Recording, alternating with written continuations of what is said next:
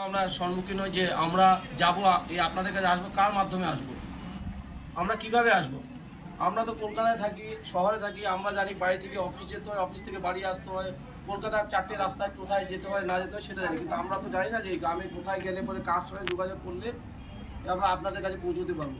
তখন আমরা এই রাইজিং স্পার্ক ফাউন্ডেশনের সঙ্গে যোগাযোগ করি, ওনাদের অফিসে যোগাযোগ করে ওনাদের মাধ্যমে আমরা আপনাদের কাছে আসতে পেরেছি।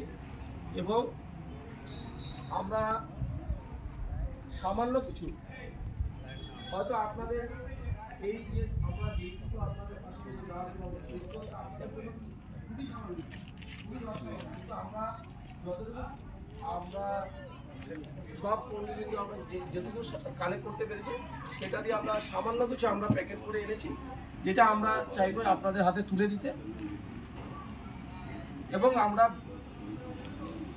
যদি এই সামান্য যেটা আমরা তুলে দেবো সেটাতে যদি আপনাদের সামান্য উপকারে কাজে লাগবে, আমরা মনে করবো যে এটা আমাদের একটা বিশাল একটা প্রয়াস যেটা আমরা শুরু করেছি।